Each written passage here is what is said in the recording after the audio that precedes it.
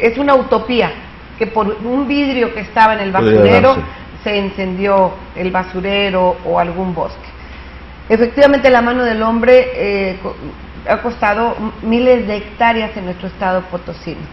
¿Qué opina usted al respecto? Aparentemente, bueno, el último incendio como que se fue dando por partes, la Huasteca, la zona media, y ya culminó en el centro. El Cerro de San Miguelito, aparentemente ya todos están controlados. Bueno, eso es cíclico, siempre que hay una sequía tan extensa como la que se presenta, tan prolongada, pues se da. Yo creo que el gobierno debe prevenir eso, debe tener recursos, creo que existen los recursos, debe haber medidas precautorias para evitar eso. Si se sabe que con esa sequía ese es el riesgo, porque no es la primera vez que se presenta, pues debe. Incluso debe el gobierno, y tiene recursos, para crear grupos de auxilio y evitar el surgimiento de personas, se puede decir protagonistas, que toman banderas, que aprovechan para difundir su imagen, y al rato los va a ver usted de candidatos.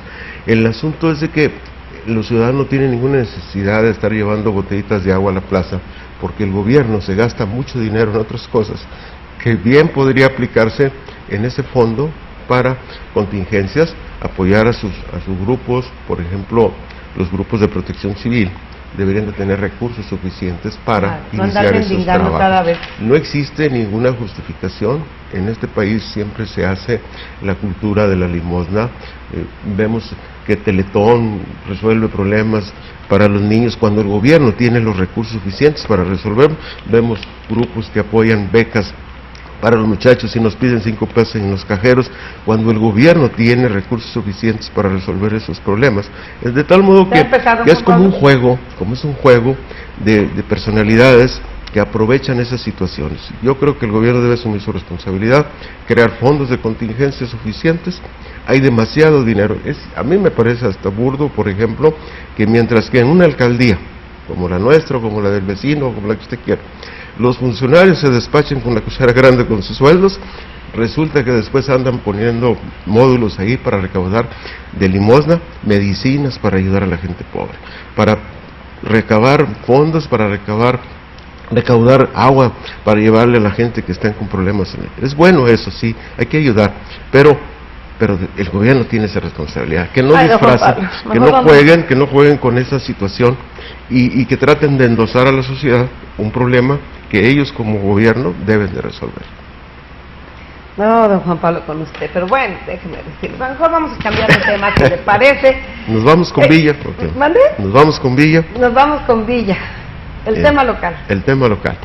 Pues nuestro municipio, quiero decirle previamente que se ha convertido en una tierra fértil. Debería ser para la siembra, bueno, pues no de enconos. Está muy seco ahorita. No de enconos ni de siembra de discordias como lo hacen algunos políticos, sino se está convirtiendo en una tierra fértil de estafadores, que también algunos políticos lo son, de gente fraudulenta, y que han buscado la manera más variada para esquilmar.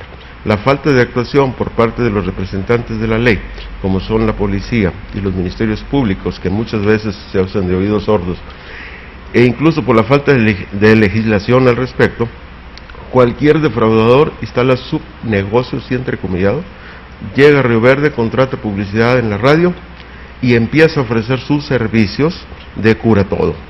Resulta que así operan adivinadores, médiums, brujos, limpiadores, leedores de cartas, sanadores y otras hierbas, y ya, listo, a trabajar. No hay ley que se los impida.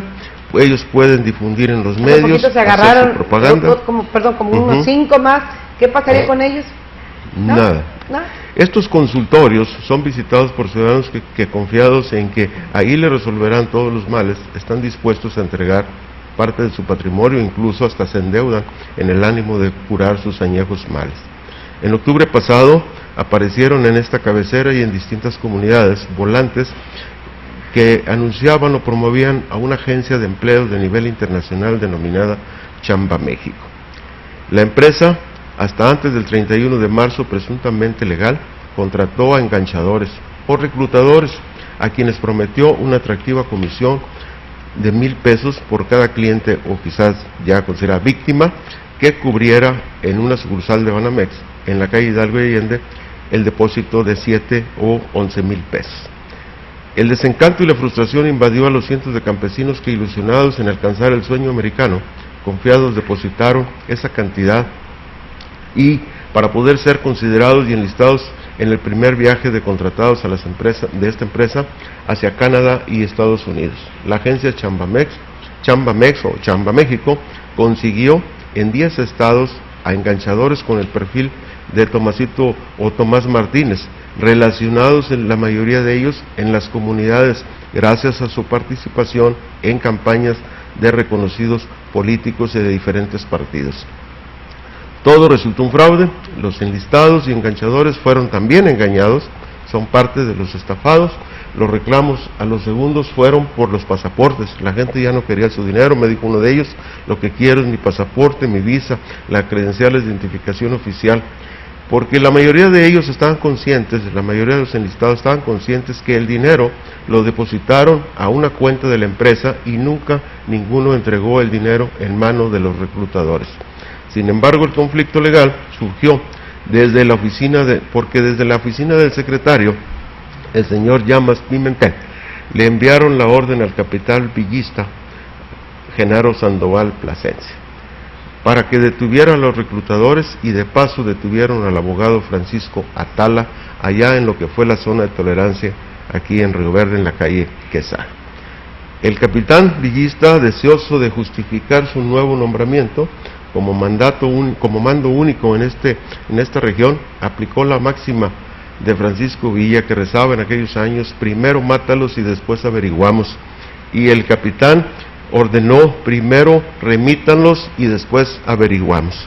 El capitán se le olvidó, o no la conoce, o olvidó consultar la Constitución, porque de haberlo hecho se habría dado cuenta que es su obligación, al desempeñar un cargo tan importante, leerla y estudiarla, y de hacerlo se habría dado cuenta que el artículo 14 de nuestra Constitución vigente dice textualmente: nadie podrá ser privado de la libertad o de sus propiedades, posesiones o derechos, sino mediante juicio seguido ante los tribunales previamente establecidos. Y si el capitán, después de leer el 14, le avanza un poquito, podría llegar al 16, que dice: nadie puede ser molestado en su persona, familia, domicilio, papeles o posesiones, sino en virtud de un mandato escrito de la autoridad competente, claro, que funde y motive la causa legal del procedimiento. Así es que el capitán Sandoval seguramente no recibió asesoría, orientación de las síndicos, que son las abogadas del pueblo, y la razón podría ser que una de ellas estaba implicada o apareció en la lista de las implicadas en la estafa. Una de ellas, para deslindar a la otra, habremos que citar el apellido Reinaga. Ella aparecía involucrada por el hecho de permitir en su oficina operaran los reclutadores de esa empresa citar. Pero si la pifia del capitán Sandoval enturbió este asunto, la politización del tema de los reclutadores de Chamba México se dio gracias a la aparición de los protectores de siempre. El alcalde Alejandro García, por ejemplo, trató de enmendar el error de su capitán y crear el conflicto legal, y entonces ofreció asesoría legal y gratuita a todos los afectados en un ánimo de congraciarse y ganarse la simpatía de ellos y sobre todo de las familias. Le ofreció ese servicio, que obviamente tampoco podría ser con las síndicos, sino con abogados externos que sí conocieran lo que las leyes emanan. Otros más avesados en el negocio de la comercialización de la ley optaron por ofrecer en paquete una defensa y asesoría legal. De pronto aparecieron abogados muy dispuestos a sacrificarse y ofrecer los servicios gratuitos, sí, desinteresadamente, por ayudar a las víctimas. Pero si después de la pifia del capitán y los avesados comercializadores y la ridícula actuación del alcalde en el sentido de ofrecer una ayuda a un problema que él había generado, o al menos su comandante, otros más avesados en el negocio y en la cuestión de la política, y seguidos y fieles al adagio de que en río revuelto ganancia de pescadores, mediante mantas, pedían al alcalde Alejandro y al diputado federal Óscar Bautista sacaran las manos del conflicto, cuando en realidad estos personajes nada tenían que ver en el fraude cometido por esta empresa, ni ninguna relación guardaban con los señores reclutadores, de tal modo que fue un ardid, fue una estrategia política de alguien que, como le digo, quiso quemar, que los, pues, sobre todo, como le digo, que a río revuelto es ganancia de pescadores, y entonces crearon ese conflicto que lo hicieron primero social, después jurídico y después político. Esta situación, es lo curioso, es que hasta ahorita ningún diputado se ha ofrecido a presentar alguna legislación para que se cree una ley o se endurezcan las que ya existen para que se vigilen desde que inicia la operación de ese tipo de empresas defraudadoras y los cientos de charlatanes que pululan en todo lo largo y ancho de nuestro estado. El problema de fondo es ese, el problema es crear leyes para evitar los problemas, no después tratar de andarlos enmendando o con remiendos mal hechos, tratar de resolverlos. Fíjese usted que nosotros estuvimos insistentemente, pues fue el tema de la semana en la localidad, estuvimos preguntándole y sacamos estas mismas versiones y no sabe la cantidad de mensajes, don Juan Pablo, que nos llegaron apoyando al capitán. Exacto. O sea, diciendo, ahora sí que el menos peor. Pero le quiero decir una cosa, la aplicación de la ley no es de simpatías. Sí. La aplicación de la ley se basa en lo que el texto que dice la ley. No se trata de quedar bien o de ganar si estamos bien. Es lo que él dice que acudió por petición de parte, que además inclusive él nos señalaba en una entrevista que lo salvó de ser linchados, porque la gente estaba muy enardecida. O sea, cuando los detienen, los retienen a petición de parte, porque lo señalan, él actúa, se los lleva y dice, en un momento dado, hasta fueron salvados de ser linchados. Podría ser una justificación, señor, pero consideramos que en 10 estados del país se dio la misma situación, el mismo día. O sea, no crean que somos los únicos que fuimos engañados. Y la actuación mucho consuelo de tontos, ¿no? Me refiero a que la actuación de la policía no es la misma. Vamos, no hay muchos capitanes villistas en el resto de los 9 estados, ¿sí? Se respetó la ley y el asunto es es que se respete la ley.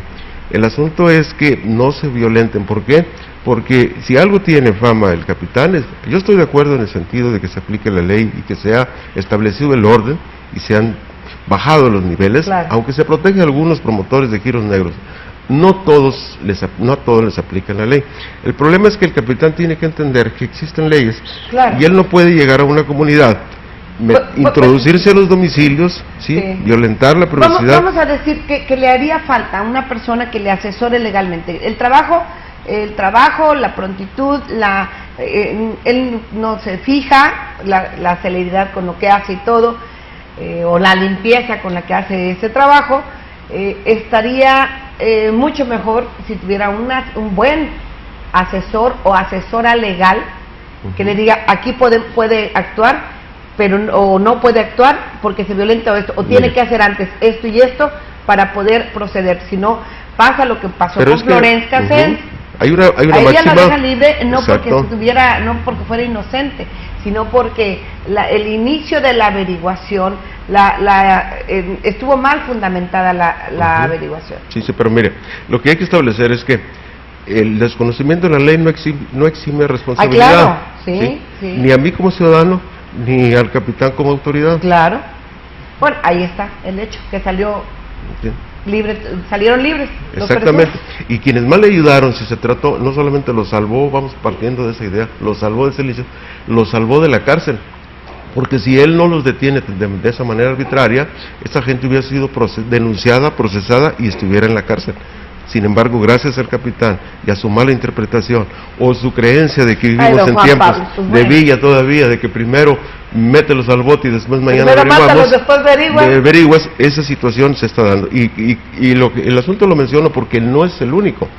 No es el único caso. En este caso había 2 abogados que se defendieron y levantaron su protesta, pero en las comunidades hay infinidad de personas que han padecido, que le han violentado sus derechos y no tienen ni el dinero ni tienen la influencia en los medios para levantar y hacer el reclamo. ¿Estamos de acuerdo? Estamos de acuerdo. Saludos, Alejandra, qué guapa. Bueno, la que es guapa es guapa. Mire, ya me hizo el domingo, oiga. Felicidades por tu programa. Saludos a don Juan Pablo. Atentamente, Mario Rodríguez, del Refugio San Luis Potosí. Gracias, Mario, muy amable. Ya me hizo el día.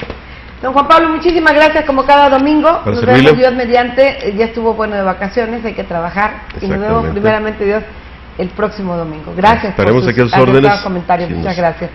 Voy a mensaje, no le cambie. Ya le anuncié a usted, está aquí con nosotros el licenciado Mario César Ramírez, y con quien vamos a platicar de importantes temas. Seguimos con el tema de los paisanos.